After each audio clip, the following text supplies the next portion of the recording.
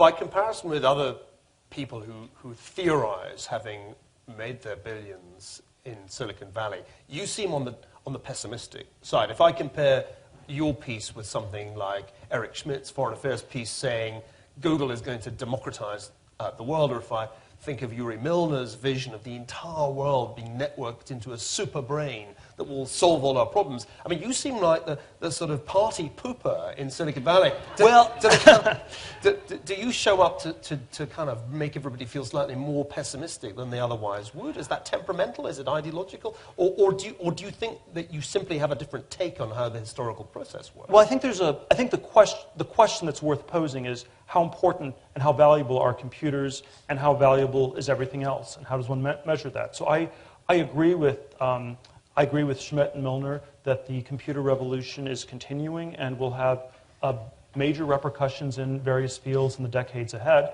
On the other hand, there are many other areas where there's a lot less progress. So we, for example, have had very little innovation in agriculture, which is, again, a biotech area where we had the green revolution that increased world food production by 125% from 1950 to 1980, and has stalled out very badly in the last 30 years. And so if you look at, say, something like the Middle East, you can look at it through the prism, an optimistic technological prism, which is that it's a shift from authoritarianism to democracy that's being mediated through information technology, Twitter, and other companies, and that it's also a story of positive technological progress.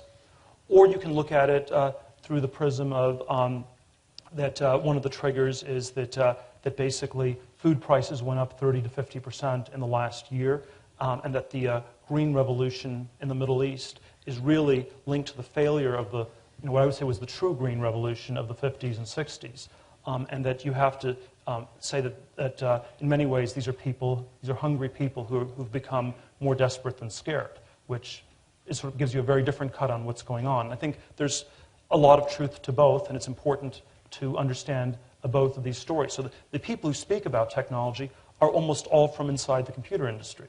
And I think it's worth asking how it fits with everything else. Certainly the part that's very odd is when you look at wages in the U.S., living standards, when you take surveys of do people think that the next generation of Americans will be better off than the current generation, and the surveys have steadily been moving in a northeasterly direction where more and more people think they'll be worse off.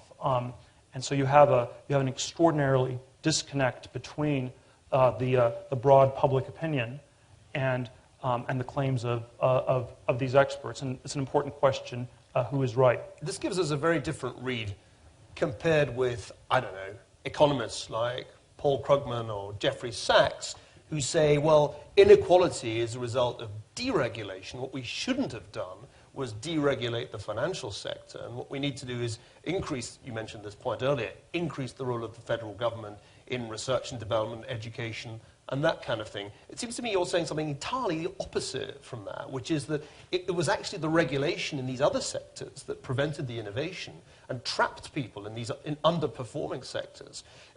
Do you, in other words, have a broader critique of what might be called the liberal conventional wisdom, believed by, I would guess, 99% of the people in this room? Because it's actually quite a profound critique you're making, that everything should be deregulated.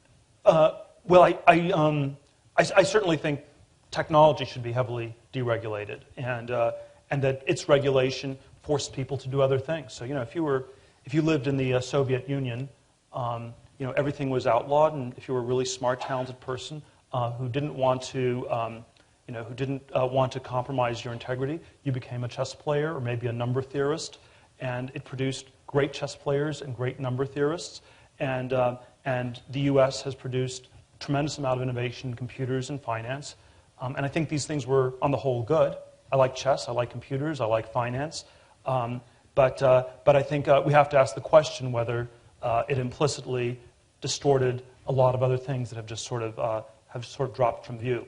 I think the economists like Krugman are most wrong on the view that you can do aggressive printing of money and aggressive fiscal borrowing here. And so if you think of the technology slowdown as both a fact and a problem, It's a problem we need to figure out what to do about. But you have to start with it as a fact.